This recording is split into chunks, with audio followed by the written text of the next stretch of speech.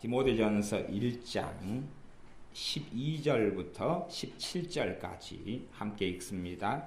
나를 능하게 하신 그리스도 예수 우리 주께 내가 감사함은 나를 충성되이 여겨 내게 직분을 맡기심이니 내가 전에는 회방자요 핍박자요 포행자이었으나 도리어 긍휼을 입은 것은 내가 믿지 아니할 때에 알지 못하고 행하였음이라.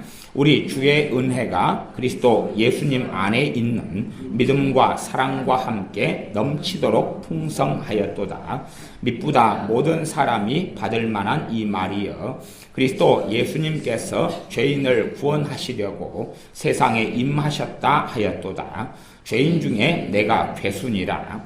그러나 내가 긍휼을 입은 까닭은 예수 그리스도께서 내게 먼저 일절 오래 참으심을 보이사 후에 주를 믿어 영생 얻는 자들에게 본이 되게 하려 하심이니라.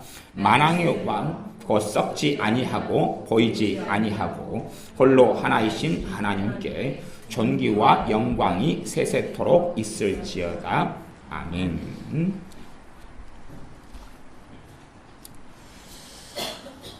예수님을 믿는 사람들은 예수님을 통하여 구원을 받습니다. 예수님을 믿는 사람들은 그분께서 우리를 위하여 이루어 주신 하나님의 의로우심을 덧입게 되어집니다. 예수님을 통하여서만이 하나님 나라에 이룰 수 있는 길이 열려 있고 예수님을 통해서 하나님께 나아갑니다. 예수님을 믿게 된다는 것은 큰 복 중의 복이요, 은혜 중의 은혜요, 말로 다할 수 없는 감사이고 감격입니다. 이제 예수님을 믿는다. 그럴 때에 정말로 어떤 사람이 예수님을 믿을 수 있느냐 하는 것입니다. 그래서 많은 경우에 예수님을 믿는다고 하지만 믿게 되지 못하는 사람들이 아주 많습니다. 예수님을 심지어 믿으려고 하지만 믿어지지 않는 사람도 많고 잠깐은 믿었으나 그 믿음에서 떠나버리는 사람도 많습니다. 주님을 배신하고 배역하고 떠나버리는 사람도 많고 예수님을 믿었는데 5명이 예수님을 믿었다 그러면 믿음의 정도 이제 시작했어요. 5명이 지금 믿었어요. 지금. 그런데 믿음의 정도 자체가 달라요. 5명이 분명히 지금 믿었는데 출발선이 틀려요. 어떤 사람은 믿자마자 성령 세례가 임하고 성령 충만이 임해요. 어떤 사람은 믿었는데 20년 동안 시간이 흘러도 성령 세례나 성령 충만을 경험하지 못해요.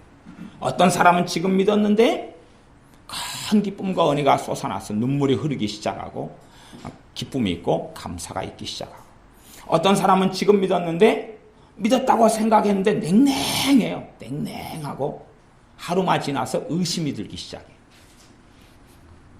왜 그런 차이가 벌어지느냐? 그것은 가장 기본적으로 어떤 일 때문에 그러냐 하면 주님을 그냥 믿는다고 되는 문제가 아니에요. 주님을 믿는다고 되는 문제가 아니에요. 왜 주님을 믿느냐 하는 거죠. 왜 우리 주 예수님을 믿느냐 하는 것이에요. 믿을 이유가 뭐냐는 것이죠.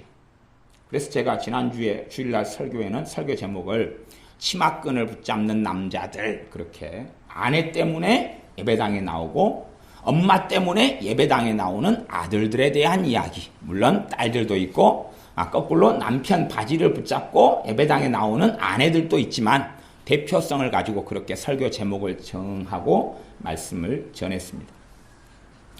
그럼 왜 어떤 사람이 예배당에 나오지만 눈이 닫혀서 주님을 만나지도 못하고 믿게 되지도 못하느냐 하는 것이지요. 왜 어떻게 예수님을 믿게 되느냐 하는 중심에는 무엇이냐 하면 내가 죄인이냐 하는 것입니다. 내가 죄인이냐 하는 것입니다. 내가 죄인이냐, 내가 정말로 지옥 갈 죄인이냐, 그것이 핵심입니다. 내가 죄인인 것을 깨닫지 못하는 사람은 주님을 믿을 수 자체가 없습니다. 죄인인 것이 쥐꼬리만큼 깨달아진다 그러면 예수님께서 날 위해서 쥐꼬리만큼 죽으신 것입니다. 물론 요즘에는 쥐를 보실 일이 적으신 분들은 쥐꼬리가 얼마나 작고 큰지를 모르시겠지만 저같이 쥐 문화 속에서 살아온 사람들은 쥐꼬리가 얼마나 대단한지 혹은 작은지를 알고 있습니다. 내가 죄인인지를 얼마나 크게 느끼느냐, 얼마나 크게 깨닫느냐, 그것이 얼마나 큰 하나님의 은혜가 부어지느냐 하는 기로가 됩니다. 얼마나 큰 하나님의 은혜가 내게 부어질 것이냐, 얼마나 큰 은혜와 주님을 만나는 기쁨과 감격과 성령의 역사가 나타날 것이냐, 그분의 부어주시는 은혜를 누릴 것이냐 하는 것은 내가 어떤 죄인이냐, 내가 어떤 존재냐 하는 것입니다. 마태복음 4장에는 주님께서 또한 그 앞에는 세례 요한도 회개하라 천국이 가까웠느니라, 회개하라 하나님 나라가 가까웠느니라 라고 복음을 전하기 시작하셨습니다. 거기에서 회개하라는 것은 기본적으로 유대인들이 듣는 말씀이에요. 왜냐하면 유대인들은 회개라는 것은 죄라는 것을 아는 거기 때문에 유대인들은 율법을 알고 하나님의 뜻을 알아요. 그래서 그들은 회개라는 것이 무엇인지 알고 죄라는 것이 무엇인지 알아서 하나님을 등지고 배역했던 그들이 회개하라는 하나님의 말씀을 듣습니다. 나아가서 이방인인 우리들 가운데에서 예수를 믿게 된 사람들 가운데 어떤 이들이 예수님을 떠납니다. 혹은 주님과 상관없는 삶을 살고 있습니다. 그런 사람들은 하나님의 뜻을 조금 알고 말씀을 알기 때문에 그들에게 계속하여 증거돼야 될 하나님의 말씀은 회개하라입니다. 회개하라 천국이 가까웠느니라, 회개하라 하나님의 나라 가까웠느니라입니다.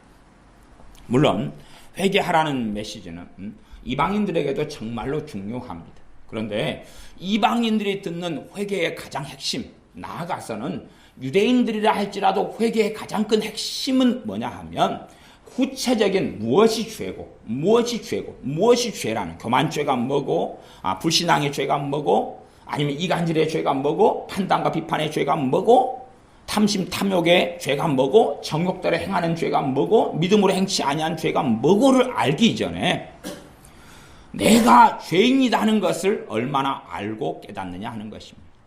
내가 어떤 죄인요? 구제불능인 죄인. 거기에서 하나님의 은혜가 어떻게 쏟아지느냐가 결정되는 것입니다.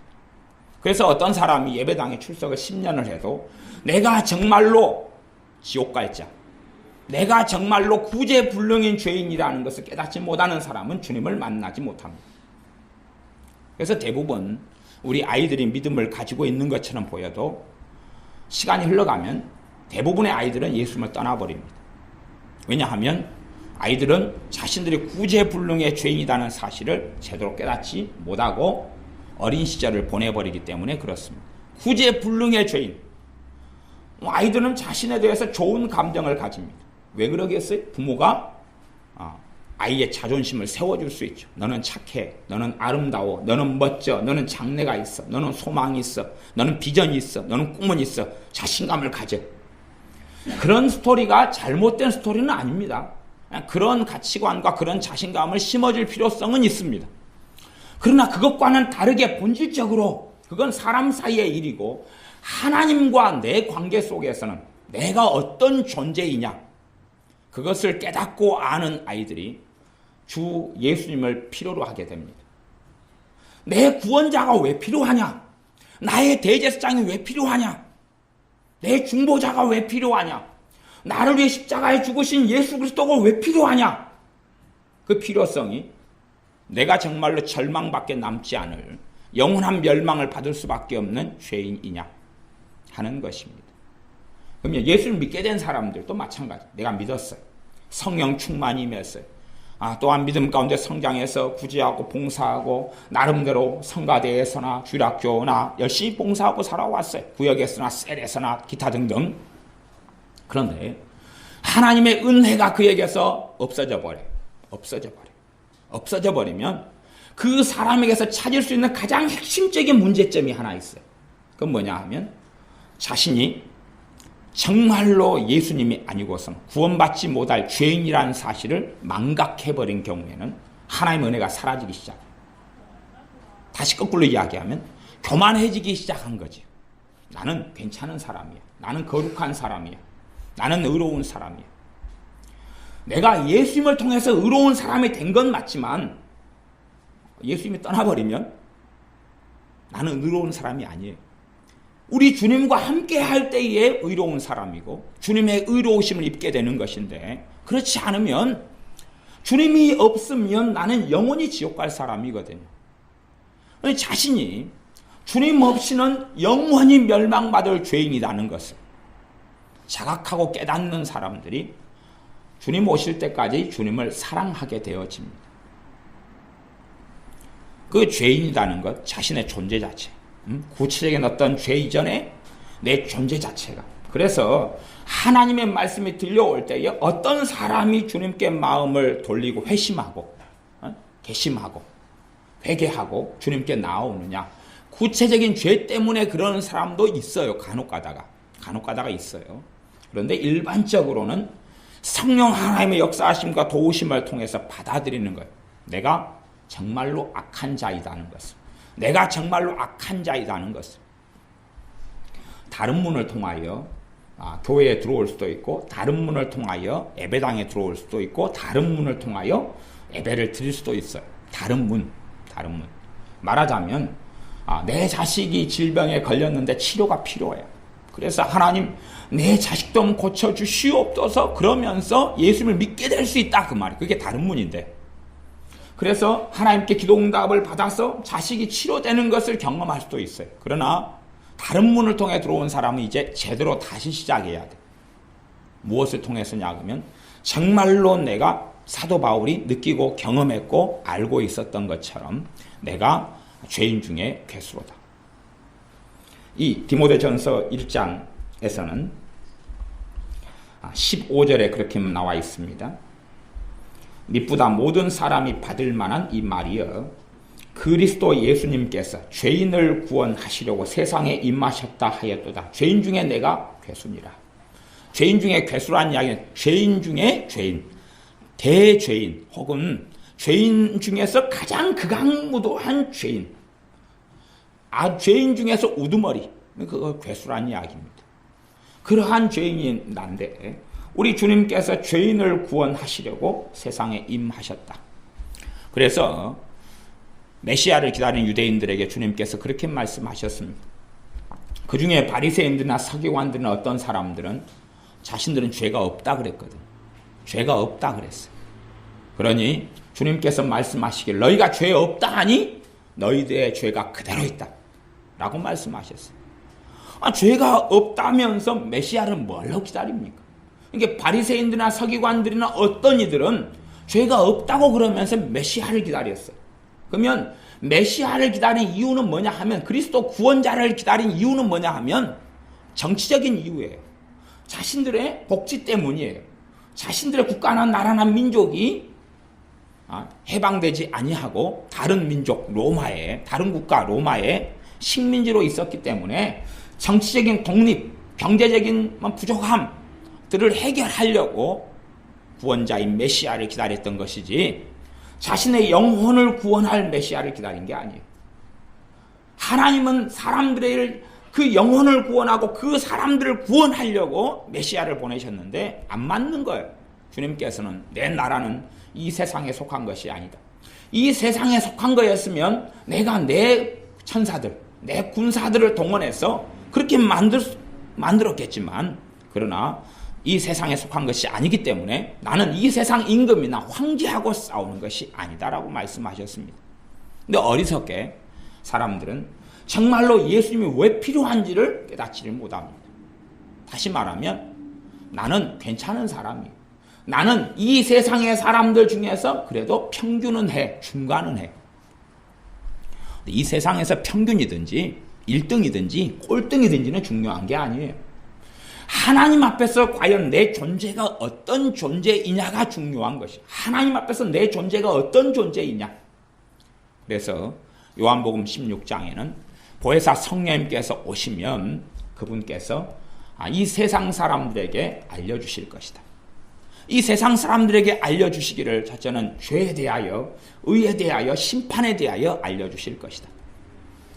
그 요한복음 16장을 보면 번역 성경들을 제가 살펴보고 또 히브리어의 헬라어의 원어를 살펴보거나 그러면 여러 가지 이해나 번역은 가능한데 그 중에서 이 개역 성경의 번역은 꽤 축약되어 있어서, 물론 헬라어도 축약되어 있어서 잘 알기 어려운데요. 다른 번역 성경들은 그렇게 이야기하고 있습니다. 뭐라고 하냐 그러면 성령님께서 오시면 그러면 이 세상의 그릇된 생각을 꾸짖어 바로잡아 주실 것이다. 어떤 거에 대한 그릇된 생각이냐 그러면 죄에 대한 그릇된 생각, 죄에 대한 잘못된 개념, 의에 대한 잘못된 개념과 생각, 심판에 대한 잘못된 개념과 생각을 성령 하나님께서 바로잡아서 교정시켜 주실 것이다. 쉬운 성경 같은 경우는 그렇게 번역하고 있어요. 뭐라고 하냐 그러면 죄에 대하여라 하면 예수님을 믿지 않는 것이 죄라는 것을 가르쳐 주실 것이다. 그런 식으로 이제 번역이 되어 있어요. 몇 가지가 그렇게 되어 있고 나머지는 개역 성경 같이 좀 이해하지 못하게끔 번역이 되어 있는 성경들이 우리 한글 성경들입니다. 어찌되었든 그래서 우리가 성령 하나님께서 이 땅에 임하시고 성령 하나님께서 운행하셔서 죄인들로 하여금 주 예수님께 나오도록 역사하시는데 성령 하나님의 역사하심의 가장 첫 번째는 그 사람으로 하여금 너가 정말로 죄인이냐? 너가 정말로 죄인이냐? 너 존재 자체가 죄로 인한 죄덩어리냐? 하는 것을 깨닫도록 역사하십니다. 그런데 내 마음이 나는 그렇지 않아. 나는 정말 죄인 아니야. 아니면 세상적으로는 죄인이 맞는데 하나님 앞에서는 나는 그렇지 않아. 다윗이요. 우리아를 죽인 다음에 바스바를 간음한 다음에 그가 그렇게 성경에 고백합니다. 시편에서요. 내가 하나님께 범죄하였다 그럽니다. 내가 하나님께 범죄하였다 그럽니다. 그러면 우리 입장에서는 좀 이상하지요. 왜 이상하냐 그러면 그가 우리아를 죽였으면 우리아한테 죄를 지었고 우리아의 가족에게 죄를 지었고 그렇게 하는 건데 왜 하나님께 범죄했냐는 것이죠. 사실은 모든 사람이 짓는 죄는 원천적으로 창조주신 하나님께 짓는 죄예요. 하나님께 짓는 죄예요. 모든 죄가 하나님께 짓는 죄예요. 자신이 죄인이라는 것을 별로 깨닫지 못하는 사람은 그러면서 예수님을 믿게 될 수는 있어요. 믿게 될 수 있어요. 자식의 병을 때문에 또한 내 자신의 경제적인 어려움 때문에 기타 등등 내 불행함 때문에 내가 의지할 데가 없기 때문에 예수님을 믿게 될 수는 있으나 그렇게 믿으면서는 주님의 큰 은혜가 성령의 놀라운 역사하심이 임하지를 않아요. 그래서 사람이 얼마나 악하게 살아왔느냐 얼마나 세상적으로 선하게 살아왔느냐의 기준하고 다르게 어떤 사람은 정말로 못되먹게 살고 이 사람은 한 10년 이상 마약에 취해 있었어요.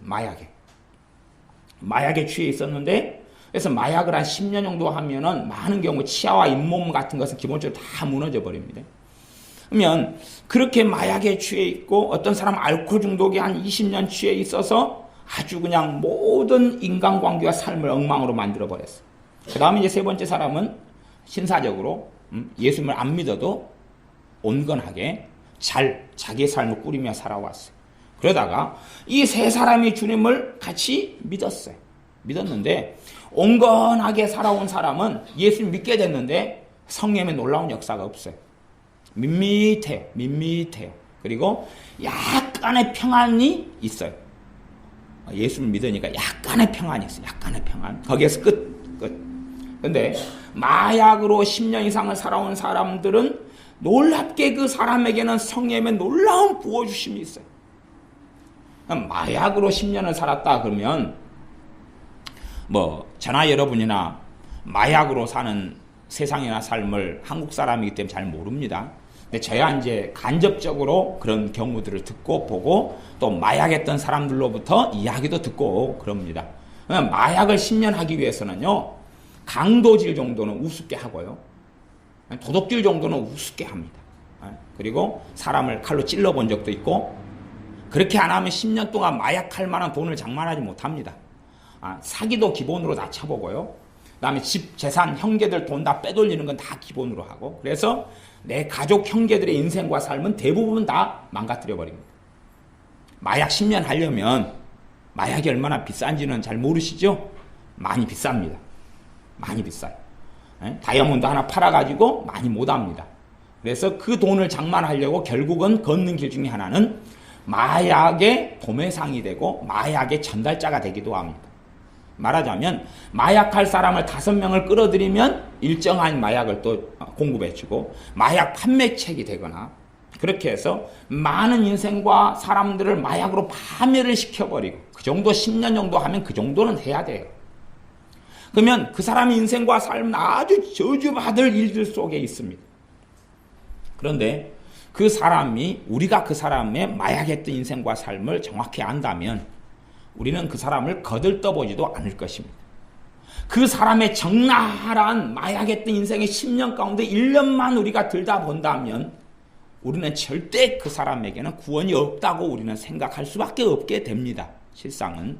그러나 마약을 10년 하면서 정말로 극악한 삶을 살았던 사람이 주님을 믿는데 놀라운 성령의 역사가 그 안에 임합니다. 왜 그러냐 하면 그가 마약했던 모든 사람이 그러는 건 아니고 어떤 사람이 그랬다 그 말이에요. 자신은 정말로 극악한 죄인인 것을 깨닫고 주님을 찾았기 때문에 그렇습니다. 그러니 그가 예수를 믿는 그 순간에 성령 하나님께서 임하시고 역사하셨어요. 그런데 온건한 사람, 나름 깨끗하게 사는 사람은 주님을 똑같이 믿었어요. 그러면 객관적으로는 그 사람은 도덕적이고 또 나름대로 예수 믿기 전에도 고아원 같은데 때 되면 봉사도 해주고 그렇게 사회적으로 모범적인 삶을 살았다 이 말이에요. 그런데 그 가운데 어떤 사람이 예수를 믿었는데 상대적으로 저 사람보다도 굉장히 깨끗해요. 법률적으로는 죄라고 말할 수 있는, 형사나 경찰관이 와서 죄라고 말할 수 있는 것은 그 사람 인생에 거의 몇 개 없어요. 하나는 과속, 1년에 과속 몇 번, 그 다음에 신호등에 차를 정차해서 벌금 3만 원짜리 나올 거 몇 번, 음주운전도 한 적도 없고 다 나머지는 지키고 어쩌다가 주차 위반, 도로가에 차를 주차해놓고 눈치 보고 있는 거, 그 정도 말고는. 그러니 실상은 경찰관 순찰차가 와서 벌금 딱지를 3만 원, 5만 원 뗄 수 있는 건 있지만 형사들이 와서 감옥 속에 잡아넣어서 대고 들어갈 만한 죄가 없어요. 그런 사람의 경우에는 양심과 마음상 자신은 괜찮은 사람이에요. 자신은 괜찮은 사람이에요. 말하자면 주님에 대한 필요성이 별로 없어요. 주님에 대한 필요성이 별로 없어요. 그렇게 해서 예수를 믿게 된 사람들이 있어요. 그런 사람들은 10년을 예수를 믿게 돼도 그 자리와 처지를 특별하지 않는 한은 벗어나지를 못해요. 말하자면 깊이 있는 주님과의 관계 속에 들어가지를 못해요. 깊이 있는 주님의 사랑 속에 들어가지를 못해요. 냉정하게 세상 법으로는 큰 문제가 없는데 하나님의 말씀 앞에 직면하고 나면 내가 얼마나 심각한 죄인인 줄을 깨닫게 되어지는 것입니다. 이게 사람이 어떻게 언제 믿게 되느냐는 다르지만 언제 어떻게 놀라운 성령 하나님의 역사하심이 임하느냐 하는 것은 뻔한 답이 있습니다. 그것은 믿게 된 처음부터 그럴 수 있지만 그가 극악한 죄인이라는 것을 느끼고 깨닫는 사람은 믿을 때부터 성령 하나님께서 그에게 놀랍게 역사하십니다. 근데 어떤 사람은 예수를 믿기 시작했을 때는 무덤덤하다가 말씀을 깨닫고 알게 되고 배우게 된 다음에 내가 얼마나 사회적으로 윤리적으로는 세상적으로는 세상의 법이나 형사가 어떻게 할 수 없는 깨끗한 사람이지만 하나님의 법 앞에서는 상상할 수 없는 죄인이라는 것을 깨닫게 됩니다. 최소한 그분이 산상수훈만 제대로 본다면, 산상수훈만 본다면 너희가 형제에 대하여 나가라, 이 바보, 멍청이 하면 어디에 들어가리라? 공회에 잡히고 지옥불에 들어가고 심판을 받게 되리라 그랬습니다. 그러니 이 작은 나가, 멍청이, 바보 그런 죄만 지어도 어디에 들어가는 죄입니까? 지옥불에 들어가리라고 정말 하나님의 엄정한 하나님의 법을 아버지 하나님께서 보내신 우리의 그리스도이신 주님께서 정확하게 증거하셨어요. 율법에서는 그런 이야기까지는 안 해주셨는데 아들 되신 주님께서 이 땅에 오셔서는 하나님의 정확한 공의의 기준을 말씀해 주셨어요. 그 기준들이 산상수훈에는 적나라하게 나와 있어요. 여자를 보고 음란한 마음, 음욕을 품는 사람마다 간음죄를 짓는 사람이다. 그러니 남자들 같은 경우는 얼마나 많은 간음죄 속에 사냐 그 말. 여름이 되면 여자를 간음을 500명을 하고 100명을 하고 10명을 하고 30명을 하고 그래서 30일 동안 이제 그 사람이 하필이면 해운대 근처에가 직장이 있어요. 해운대. 우리 동네 해수욕장은요 할머니들하고 뚱뚱한 아줌마들밖에 안 와요. 수영복을 입는 사람은 그 한 20명, 30명 수영을 하면 어쩌다가 있는데 감사하게 얼굴도 안 되고 몸매도 안 되고, 그 다음에 얼굴이 되고 몸매가 되는 우리 서연이, 초등학교 3학년 서연이만 수영복을 입고 오고, 그리고 나머지는 안 그래요. 나머지는 다. 그래서 이 시험에 들 일이 별로 없어요. 보면 감사하고 은혜가 넘쳐요. 지난번에는 한 외국인 아줌마가 수영을 하시는데 배가 이렇게 남산만하게 나오셨더라고요. 덩치가 이렇게 좋으셔가지고 막 하시는데, 뭐 시험에 안 들고 아주 경건한 상태를 유지하기가 좋더라고요. 아주 좋아요. 그러니까 우리 동네 해수욕장은 아주 경건한 상태 속에 있어요. 아주 경건해요. 다 얼굴이 무기고 몸이 방패고 경건하기 때문에 죄를 안 지어요. 근데 하필이면 이 예수 믿는 사람은 젊어요. 28살, 뭐 젊은데, 청년인데, 해운대 옆에가 직장이 있어요. 그래가지고 해운대 옆에 건물에서 이제 5층이나 8층이나 그래서 밑에만 내다보면 차 한 잔 커피 한 잔 마시면 내다보면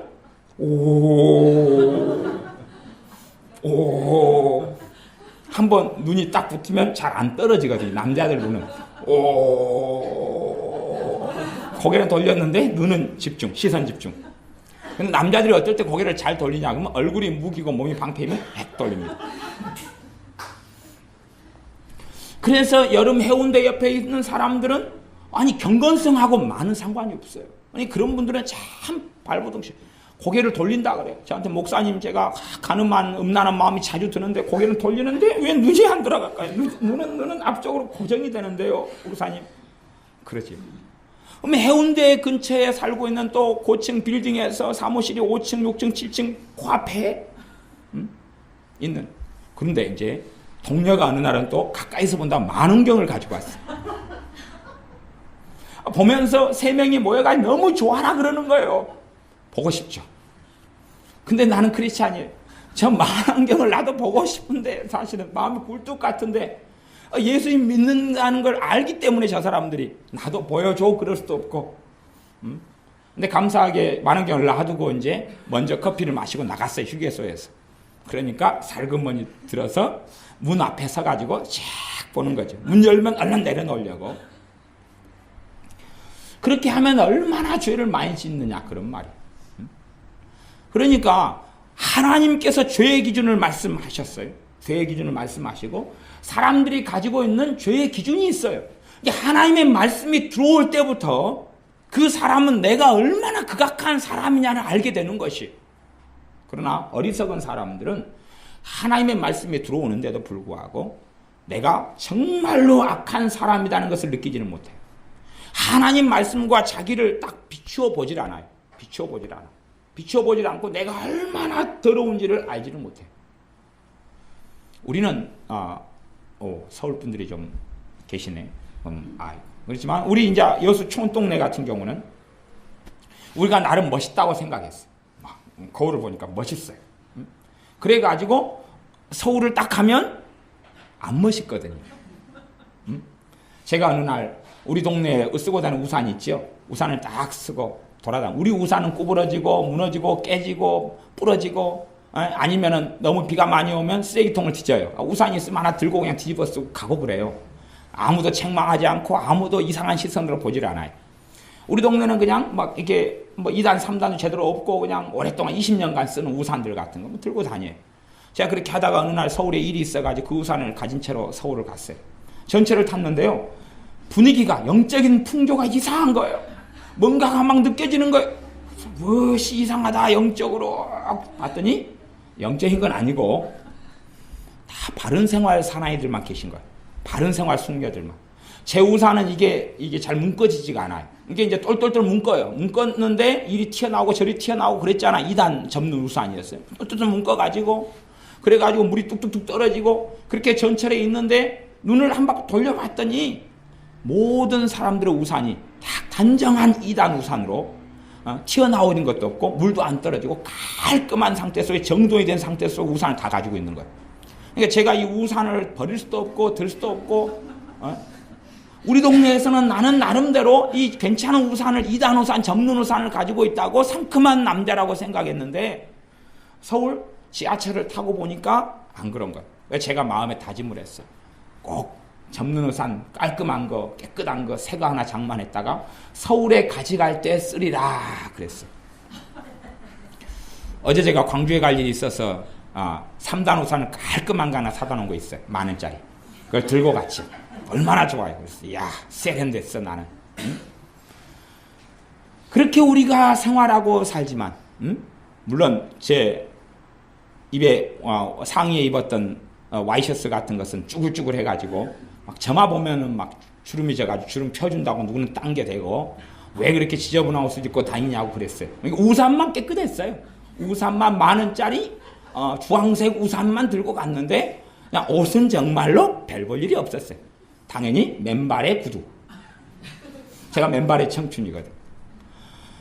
그러면 기준이 도대체 어디냐? 그런 것이 어디냐? 하나님 말씀에 접하면 첫째 우리가 해야 될 건 있어요. 우리 주 예수님을 더 사랑하게 돼야 돼. 말씀에 비추면 비출수록 내가 죄인인 것이 적나라하게 드러나는 것이.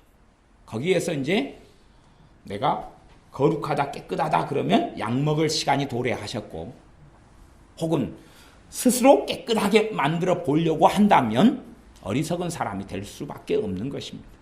하나님의 말씀에 비추어 보면 그게 신약은 더 적나라하고 구약은 덜 적나라하지만 하나님 말씀 앞에 서면 내 죄가 완연하게 드러나면 그리고 완연하게 드러난 다음에 참소되고 정죄감을 느끼고 죄책감을 느끼고 혼자서 숨어가지고 때타올을 가져가서 꿈터, 팔꿈치 그 다음 제 다리 뒤에 꿈치 있어요. 뒤에 막 때타올로 그냥 침 뱉어가지고 제가 그랬어요. 어느 날 방심하고 신체검사를 갔더니 학교에 갔더니 신체검사를 하더라고. 초등학교 때. 그때는 국민학교였는데요. 그런데 검사하는 데는 여러 군데예요. 일단은 목 더러운 때가 많이 끼었어요. 그 다음에 팔꿈치 앞쪽, 뒤쪽, 다리 뒤쪽에 앞쪽에 있잖아요. 무릎 뒤쪽 앞쪽. 근데 때가 이 팔꿈치가 더러운 것이 시커먼데 벗겨지지가 않아요. 그래서 얼른 가가지고 이것을 막 때를 벗기는데 안 벗겨지잖아요. 그러니까 이제 콘크리트 문대요. 이거 빨갛게 문대고 물하고 또 물이 없을 땐 침으로 빨리 선생님 지금 곧 들어오기 직전이니까 밖으로 못 나가잖아요. 그럴 때는 이제 침을 뱉어요. 뱉어가지고 이제 손을 막 문대고 책상에다 문대고 비비고 그렇게 해서 빨갛게 된 껍질은 벗겨지는데 놀라운 사실은 발견해. 때는 안 벗겨져요. 왜 그럴까요? 혹시 그 이유를 아시는 분이 계십니까? 왜 살 껍질은 벗겨지는데 때는 안 벗겨지죠? 나 그것이 지금까지 이해가 안 되더라고. 나중에 한번 가르쳐 주세요. 내가 하나님의 말씀을 접한 다음에 내가 스스로는 씻을 수가 없는 거예요. 이게 말씀은 첫째 말씀의 기능은 뭐냐 그러면 내 죄를 적나라하게 보여주는 거예요. 거기에서 어리석은 사람은 스스로 깨끗하게 하는 길을 걸어가요. 가능합니까? 가능하면 사도 바울이 1장 15절 미쁘다 모든 사람이 받을 만한 이 말이여 그리스도 예수님께서 죄인을 구원하시려고 세상에 임하셨다. 죄인인 여러분과 저를 구원하시려고 세상에 임하셨다. 나는 복음을 선포할 이유가 없죠. 하나님 말씀의 첫째 기능은 뭐냐 그러면 성령님께서 오시면 죄에 대하여 무엇을 통하여서겠죠? 말씀을 통해서죠. 말씀을 통해 우리의 죄를 적나라하게 보여줘요. 적나라하게 보여줘요. 저는 저 때문에 사실은 파업하고 문 닫는 목욕탕이 많습니다. 제가 1년에 목욕탕을 이용하는 것이 몇 번이 안 되거든요. 그래서 동네에서는 제가 목욕탕에 한 번 가면 그 사모님이 저를 아시고 이야기하셔요. 오래간만에 오셨네요. 저는 단골 목욕탕이 한 군데밖에 없거든요. 물론 그분은 저 사장님께서는 제가 목회자인지 모르시죠. 저 권사님이신데 그분이 사실 저는 그분하고 같은 교회를 다녔어요. 전에 큰 교회인데 그러니까 저는 그분을 알아요. 그분은 저를 모르죠. 어쨌든 간에 저는 그 목욕탕만 이용해요. 사실은. 근데 그 사모님은 좀 섭섭하신 게 있으실 거예요. 저분은 왜 오래간만에 오시는가? 왜 다른 목욕탕을 그렇게 많이 이용하시고 우리 목욕탕은 오래간만에 오시는가? 아니 저는 그것만 간다니까요. 우리가 너도 같은 입장이지? 그래서 뭐 저 동기 동창들이 많네요 보니까. 우리 김상민 사님도 저 동창이시고 그러지만 우리 정지원 사님도 막 그러시지만 저분도 저 동창이신 것 같아요. 목욕탕이 잘 안 가죠. 우리는 그래서 해수욕 가는 여름을 즐기죠. 바닷물로 씻고 와가지고 또 민물로 씻고 그러죠. 하나님 말씀을 발견하면 내가 스스로 씻을 수 없는 죄들이 발견돼야지 성령이 거기 역사하시기 시작해요. 한 여자분이 창기였고 무수한 죄 가운데 사는 여자분이 주님께 나와서 눈물로 주님의 발을 씻었어요. 그리고 뭐 향유를 부었어요. 왜 그랬느냐 하면 그것 때문에 향유를 부었기 때문에 용서받는 게 아니라 주님을 만났을 때 알았거든요. 저분께서 내 죄를 씻어주시는 분이시다는 것을, 나의 어린 양 되신다는 사실을, 창녀로 살아왔던 그 심각한, 물론 원해서 그런 삶을 사는 여자분은 없지요. 어쨌든 간에 거기에 살아오면서 온갖 증오, 미움, 절망, 죽고 싶은 비참함, 비극, 그냥 그런 온갖 죄들로 간음함, 음란 살아왔던 나를 깨끗하게 하시며 용서하실 주님을 만났거든요. 그러니 그때부터 주님과의 사랑에 빠졌어요. 주님을 사랑해서 내가 뭘 드릴 수 있을까? 그러다가 자기가 가진 가장 귀한 것 가운데 첫째는 그 당시에 발이 얼마나 더러운지는 아시죠? 사막 기후 중동에서는 양말도 없고 샌들 신고 다니니까 제가 어릴 때는 이 콘크리트, 아스팔트가 깔려있지 않았으니까 그냥 맨날 더러웠어요. 발이 맨날 더러운데 씻기는 싫더라고요. 근데 발이 맨날 더러웠어요. 또 제가 씻기 싫은 이유가 있어요. 왜 그러냐면요, 제가 씻으면 제가 고생이거든요. 수도가 집에 없으니까요. 수도가 없는 시절이어가지고 학교 갔다 오면 제일 먼저 확인하는 게 물 탱크를 확인해요. 그걸 당꼬라 그래요. 물 탱크를 확인하고, 물 없으면 제가 산 위쪽에 사는데 저 아래까지 물을 길러 갔다 와요. 물 길어가지고 물 탱크에 물을 채워 넣어야 돼요. 그 물을 떠가지고 세수하고, 그 물을 떠가지고 밥을 하고, 그 물을 떠가지고 씻어요. 제가 그게 제 당번 가운데 하나, 일 가운데 하나거든요.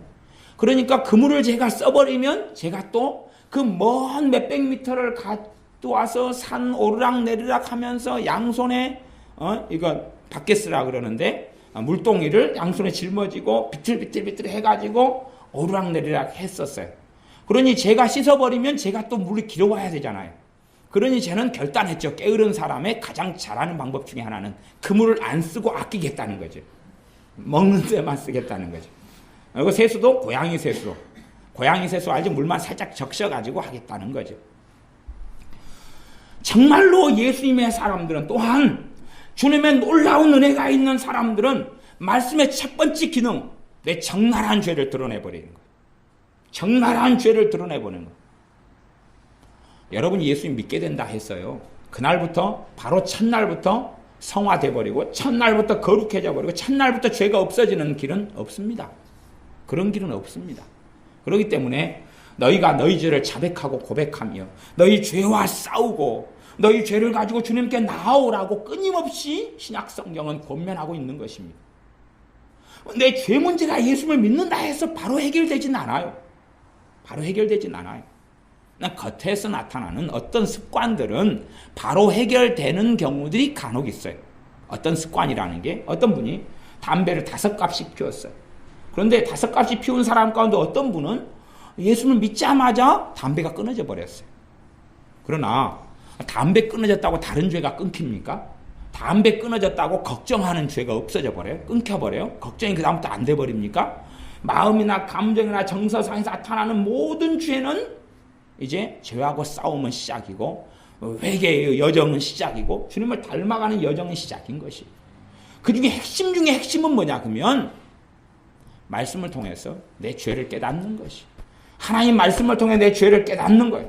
깨달은 다음에 나의 죄에서 나를 깨끗하게 하시는 주님께 나아가는 것, 그거 하나, 그거 회개예요.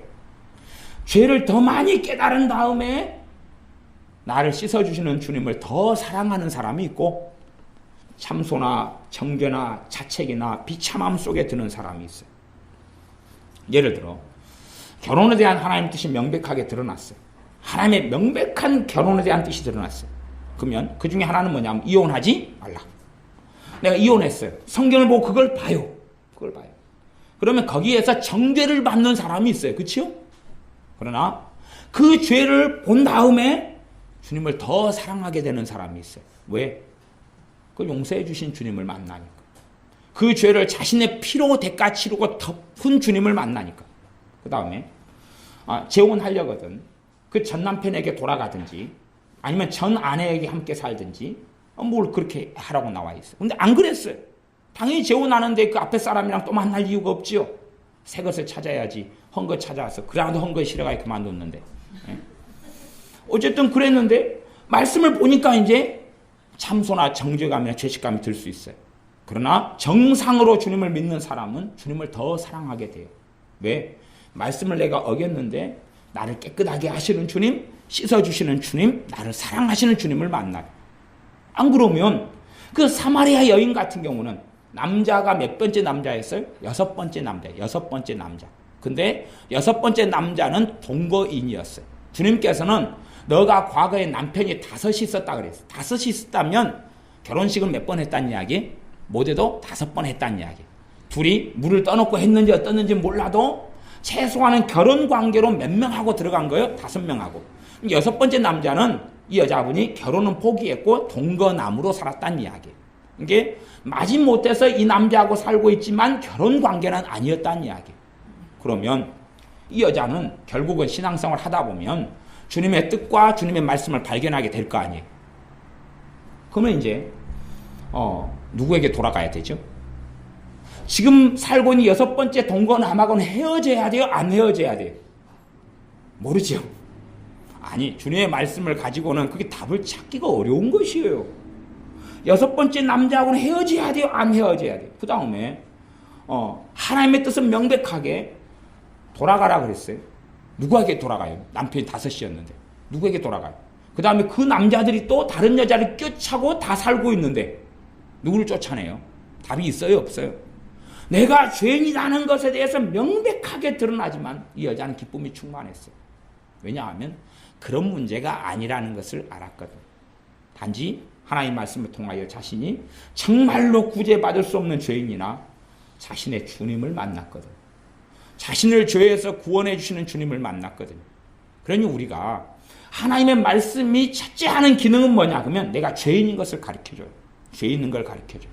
죄인인 것을 깨닫고 알고 발견하는 사람들은 주님의 큰 은혜 속에 들게 돼. 처음에 예수님 믿을 때부터도 내가 죄인이구나. 내가 죄인이구나. 정말 내가 못했구나. 그리고 주님께 나오는 사람 거기에 성령 하나님이 역사하시며 거기에 성령 세례가 나타나고 거기에 변화되는 성령의 권능을 주시기 시작해요.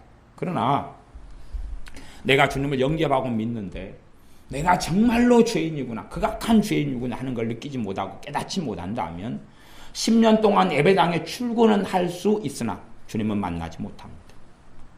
주님은 만나지 못해요. 주님께 기도해서 돈은 받을 수 있으나 영원한 생명은 얻지 못합니다. 주님께 기도해서 내 자식이 건강케 되는 것을 받을 수 있을지는 모르나 그러나 내 죄를 씻어주시는 그 주님의 사랑을 누리지는 못하게 됩니다. 나아가서 신앙생활을 오래 하시는 분들이 내가 정말로 죄인이구나, 내가 정말로 죄인 중에 괴수구나 하는 것을 잊어버린다면 그때부터는 교만해지기 시작하고 그때부터는 하나님의 은혜가 사라지기 시작하고 내 마음은 강팍해져 가기 시작합니다.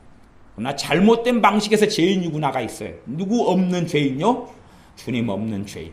주님 없는 죄인은 우울증 걸립니다. 주님 없는 죄인은 무기력에 빠집니다. 주님 없는 죄인은 정죄감과 자책과 참소에 빠집니다. 주님은 살아계십니다. 주님은 어제나 오늘이나 변함이 없으시며 주님께서는 지금도 하나님 보좌 우편의 죄를 정결케 하는 일을 하시고 우리 주님께서는 우리의 여러분의 대제사장이시다고 히브리서에서는 5장 6장에 걸쳐서 말씀하고 있습니다. 대제사장은 누굽니까? 내 죄를 위하여 자신이 산제물 되셔서 자신의 피를 가지고 내 죄를 사하기 위하여 하나님의 거룩한 성소에 들어가신 그분요.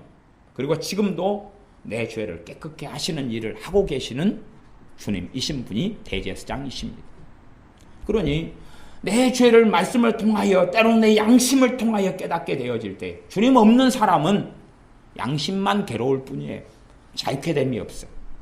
풀려남이 없습니다. 그러나 내가 내 죄가 깨달아지면서 주님과 함께 주님이 이씨 사투리로 하면 주님이 이씨 주님이 이씨 욕하는 것 같네요.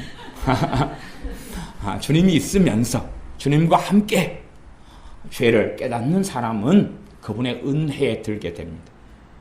우리가 윤리적으로 하나님 말씀을 잘 많이 듣다 보면 어릴 때 저하고 비슷하게 변해가는 것 같아요. 신체 검사 시작됐는데 때가 많이 끼었고 침을 뱉지요. 침을 뱉을 때 제일 많이 하는 것은 패 뱉어가지고 막 문대는데 때는 조금 나와요. 문제는 근원적인 때가 안 벗겨진다는 사실이죠. 근원적인 때가 안 벗겨져요.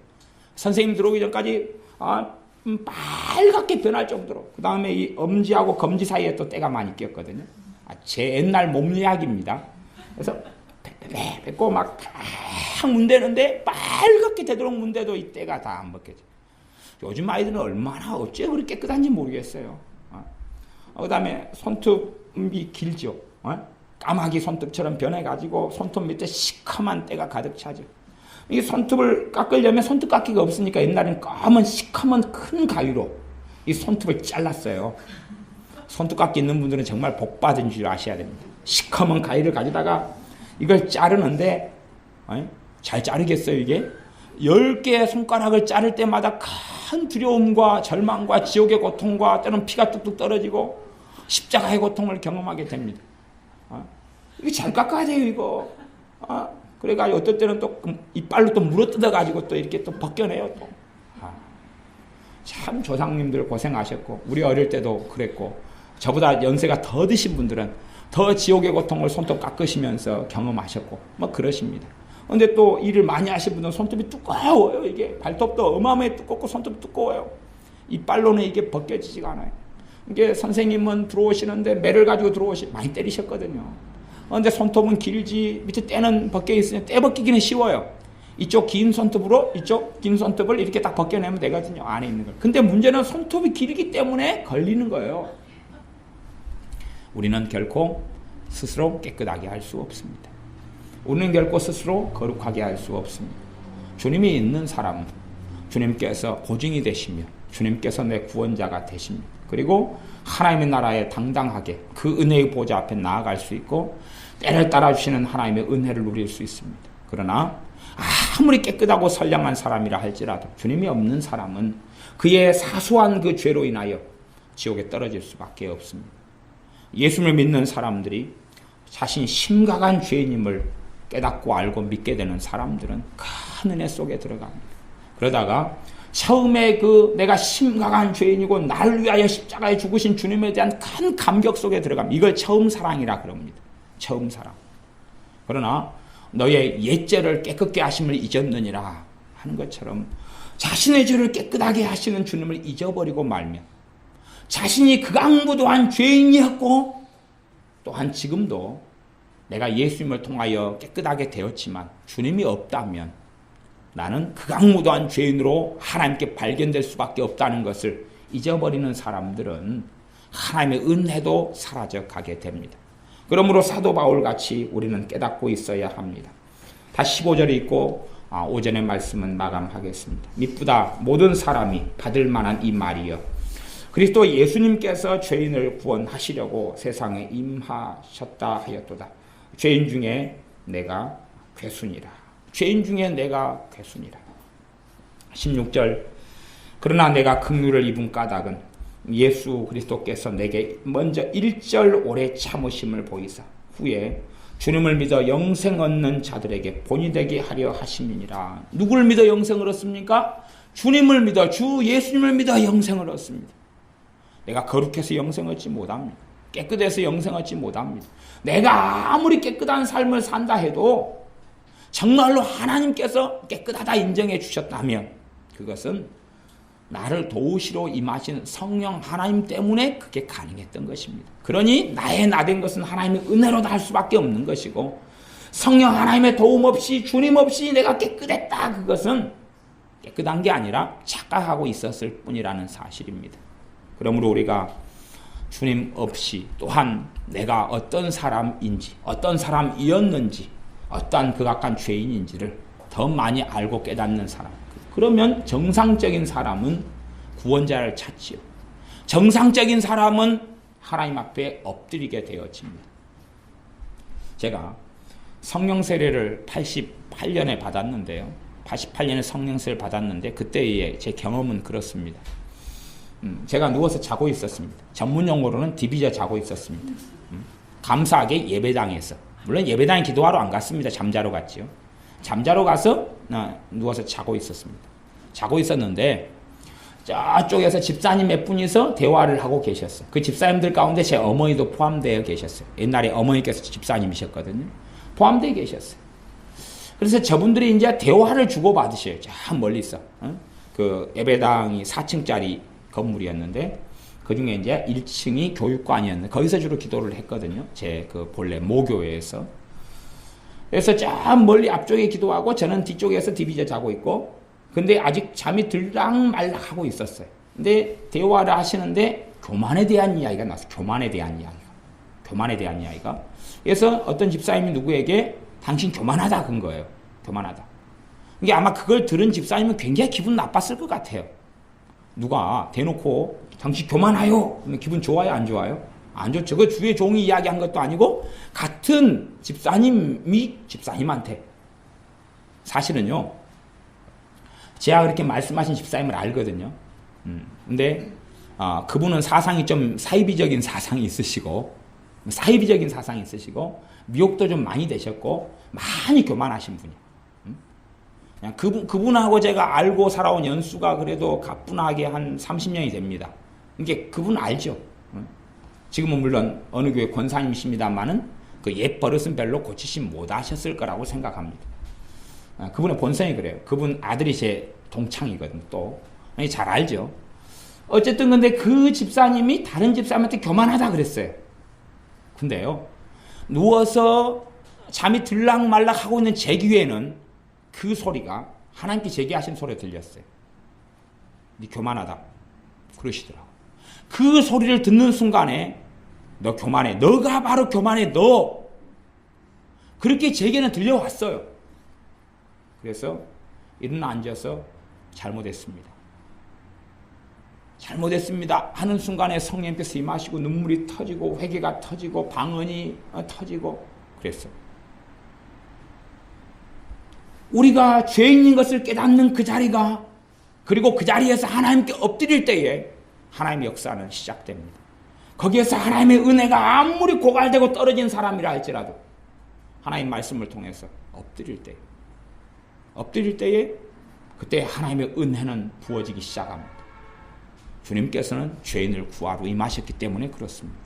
내가 죄인이라고 깨닫고 고백하는 사람이, 그리고 주님께 나아가는 사람에게 새롭게 하시는 삶의 주님이 되어주시며 그의 구원자가 되어주시며 그의 만왕의 왕, 만세의 주, 만주의 주가 되어주시기 때문에 그렇습니다.